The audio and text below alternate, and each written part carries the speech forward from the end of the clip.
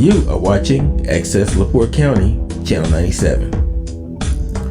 Coming up next is the July 29th, 2024 special meeting of the Michigan City Redevelopment Commission.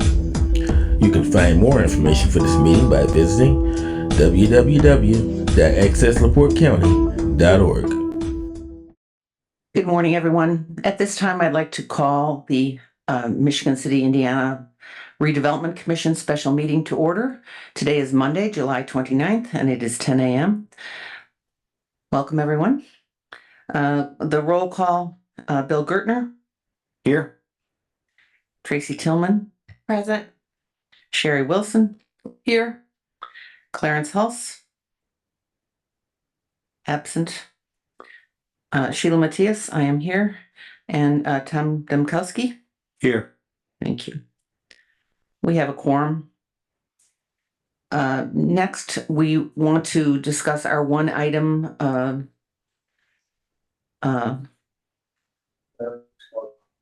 Clarence logged on. Okay.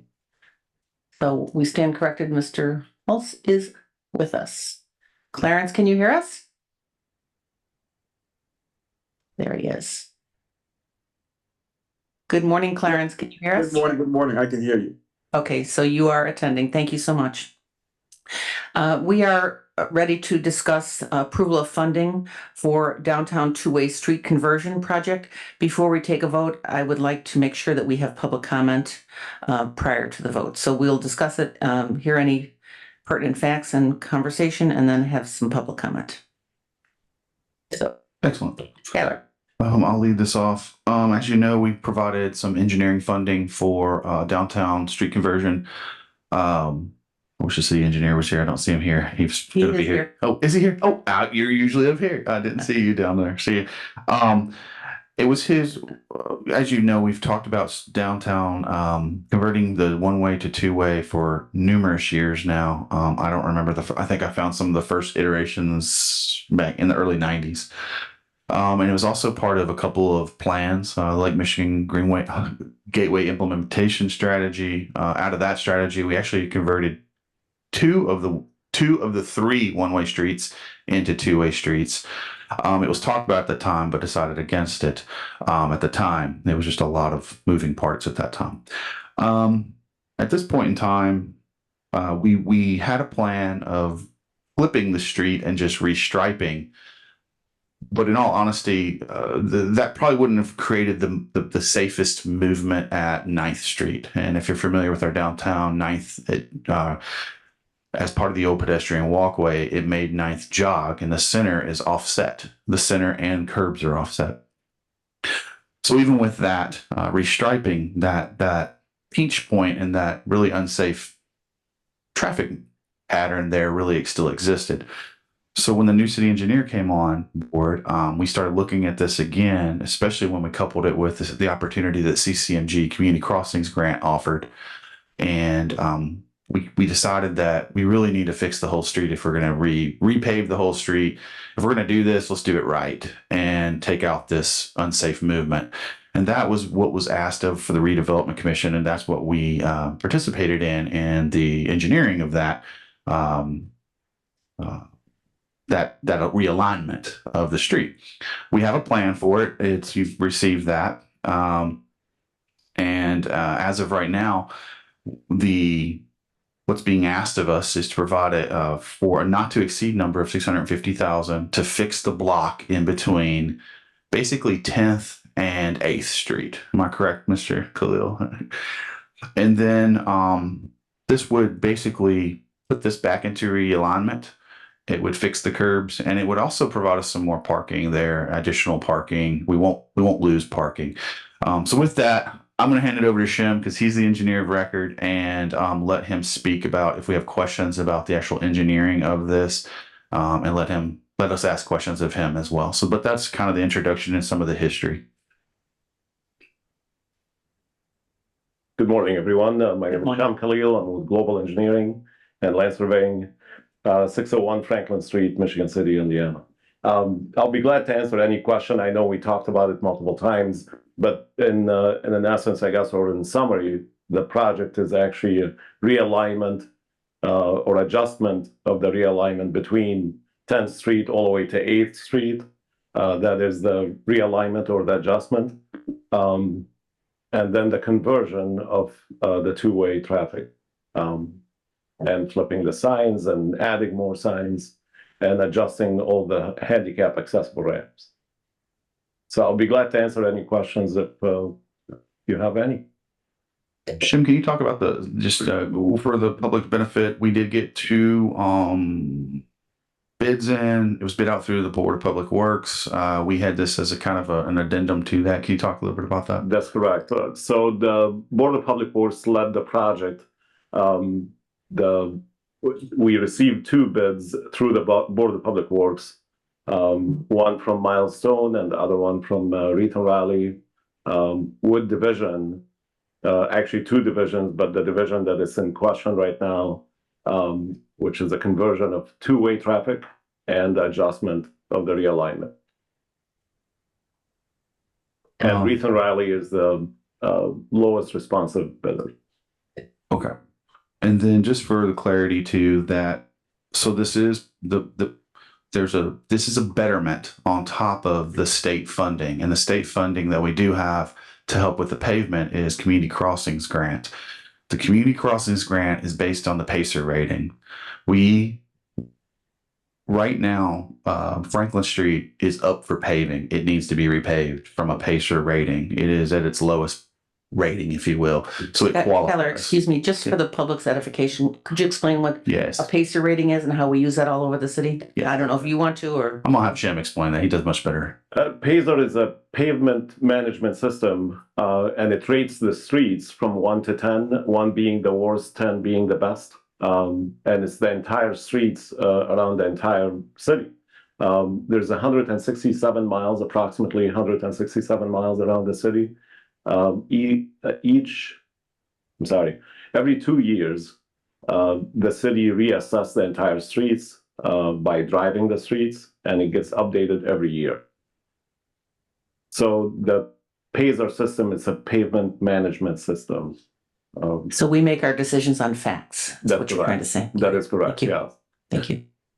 That's an excellent way to, yes, it's based on facts and numbers. And then, but on top of that, when we do have opportunities to couple with this or do betterments, we have those opportunities to do this, because we don't want to pave something and then 2 years decide, well, we want to adjust the pavement. Well, we've just torn up an 8-year possible pave that could last 8 years, and now here we are redoing it. So we want to make sure we're planning accordingly so that we can stretch our money and make it go the farthest we can. In addition as well, the city engineer usually coordinates all the projects that is getting paved with all the utilities, such as the sanitary district and the water department, and any other department, any other utilities in the area of paving. So it actually makes the project even better. And that's kind of how this came about, with me and the city engineer having a discussion. And then he was like, hey, why don't we do it this way? And would the redevelopment commission be willing to participate in this? And I was like, well, yeah, because we've obviously wanted to do this for many years. We've tried to do it, but this is the way that it should be done. And I say, make it, instead of just striping it and paving it and painting it and making it still leaving that unsafe movement, we should be doing it correctly. So.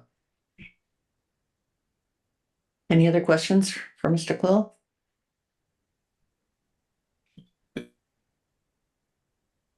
So at this time, I would love our city engineer to have just a moment to talk to us about need and safety and things that the public would be concerned about.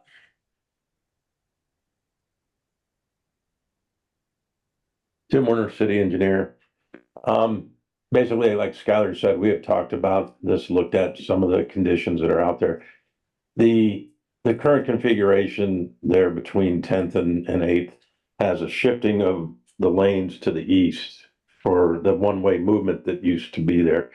The center line of the street between 10th and 9th is shifted over a little bit to the east as well. So we have 2 lanes right now and parking on that block. Cars have been being sideswiped in that block because the lanes have been shifted over for this configuration. With this improvement, we're not only correcting that by making a right turn only lane from 10th to 10th Street from 11th, but we're also going to move the center line of 11th of Franklin over a little bit further, so we have more safe parking. And now we're going to have the center line for northbound and southbound lined up across all of those blocks. So it basically takes the curbs and moves them back over 12 full lane feet. Thank Any other you. questions? Any questions from the board? All right. Any questions? No, you're good. Okay. Thanks so much. At this time, I'd welcome public comment. Are there any members of the public who wish to speak at this time or have questions, comments? You have some experts in the room who can answer your questions. Thank you. Scott Melantur on Kenwood Place. Thank you, Madam President, for allowing me to speak. I understand that a lot of goals can be accomplished by this, but I'm personally against it. I see it as unnecessary. I question how much of the improvement to alignment and maybe some safety concerns with crosswalks, with the shutdown alleys could be accomplished. What percentage of the increase could be, what percentage of the benefit could be realized simply with striping and bollards, perhaps on the pedestrian ways? This started out as a $60,000 engineering study.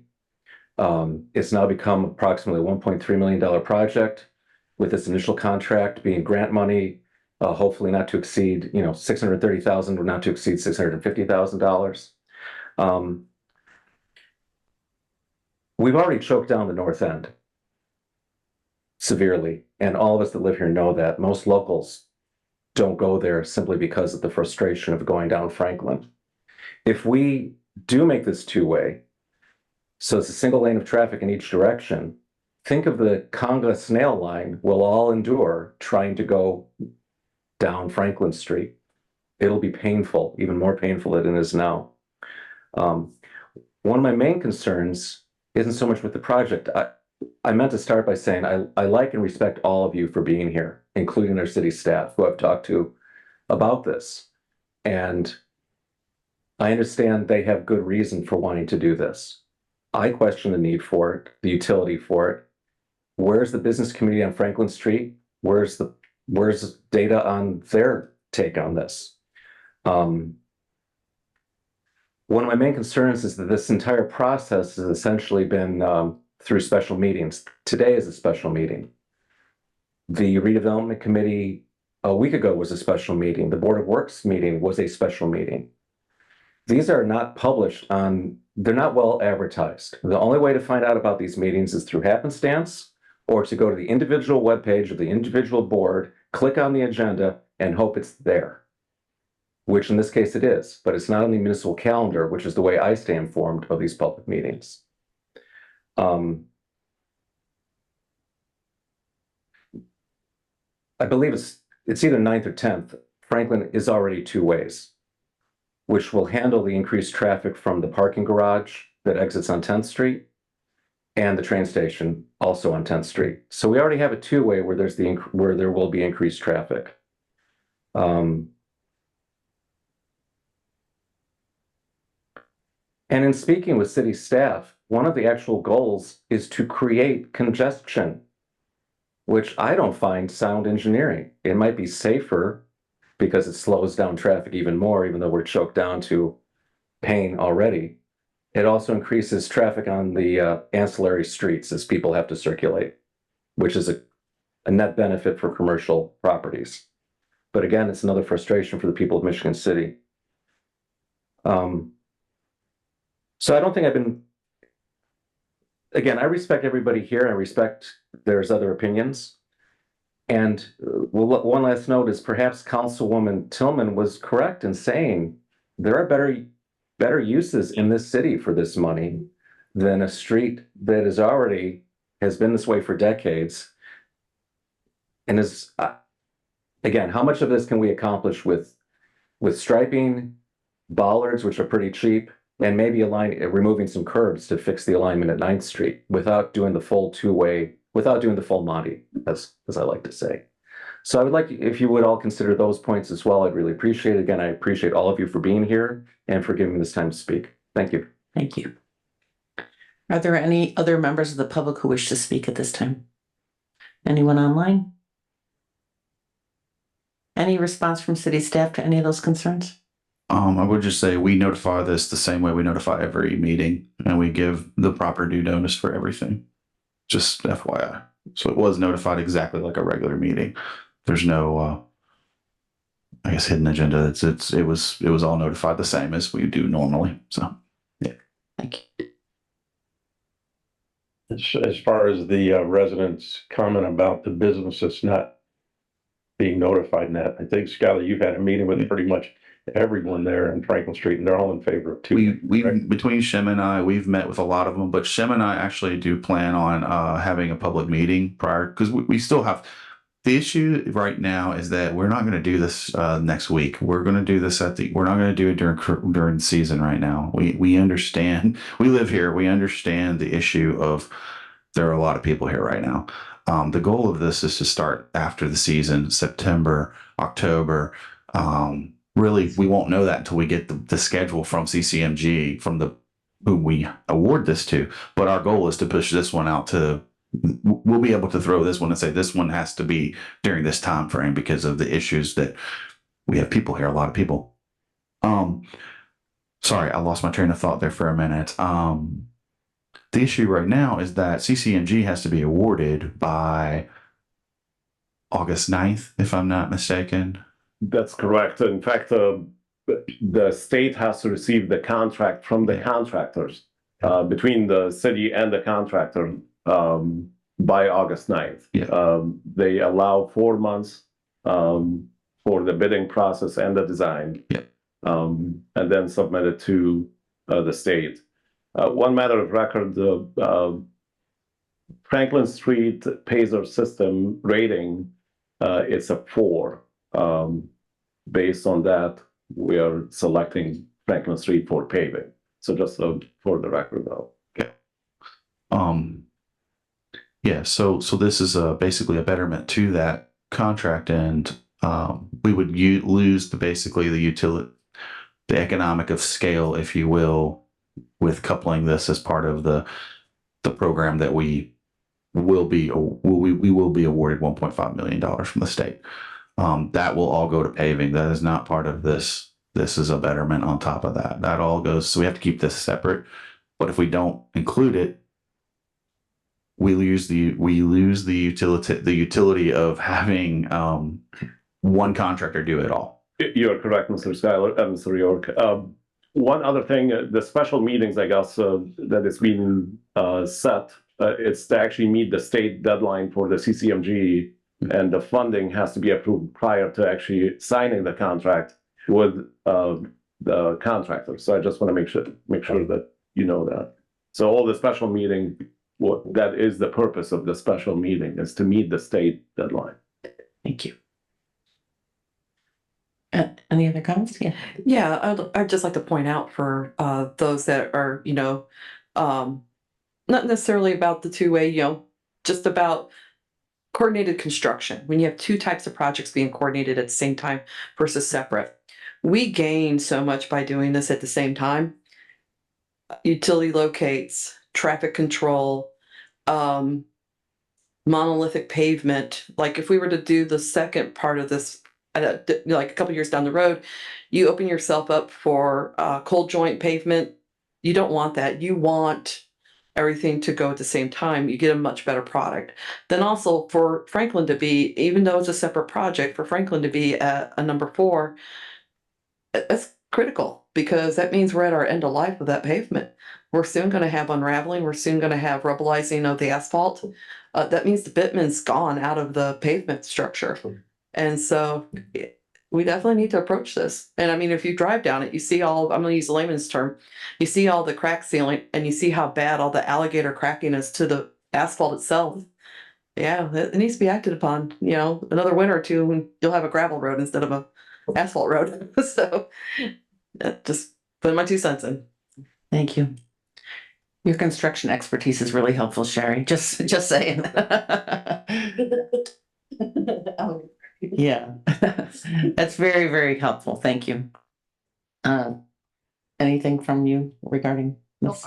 Okay, I believe we've laid the foundation on how this relates to redevelopment. I believe we've laid the foundation for why it's critical for Franklin Street to be paved. And I believe we've laid the foundation for the safety issue and how that correlates with redevelopment efforts for not only the entire north or the entire north side, but specifically for Franklin Street and merchants down on Franklin Street. So whatever your pleasure is, Okay, you thank certainly you. have legal cover in which to do so. All right. I did not close the public comment period, so let me do that now. Are there any members of the public who wish to speak at this time? Hearing none, public comment is closed. Clarence, did you have something you were going to say? No, I think this has been in the works for a while, and I know it's met the rating system that we have in place, so I'm fully affirmative on this project. Thank you.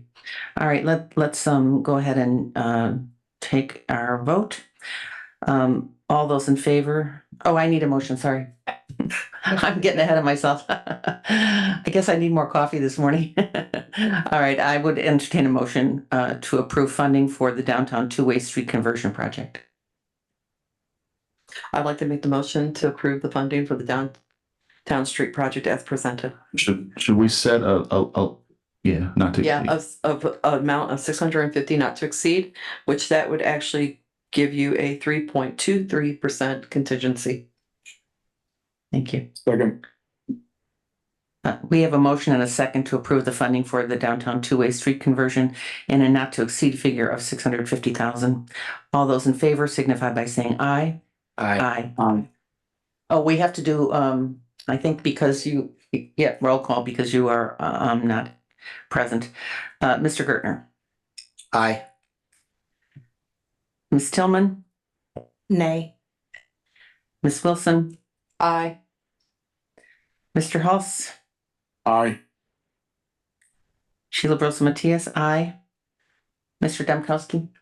I know, but I want to at least give him the privilege of saying that he thinks it's a great idea or not a great idea. I would vote aye. Yes, thank you. We have 1, 2, 3, 4 in favor, 1 opposed. The motion has carried. Thank you, everyone. At this time, we have public comment on anything else that anyone wishes to speak on. Hi, it's me again, Scott Melton, 200 Kenwood Place. I'm not suggesting anything was done improperly about public notice. I've complained several times at City Council that it's not making it to the calendar. And I suspected there was a timing issue, which was the reason for these special meetings. But even Mr. York said it today, we're going to have more, he said it several times, once today, that we're going to have more public hearings about this or public meetings.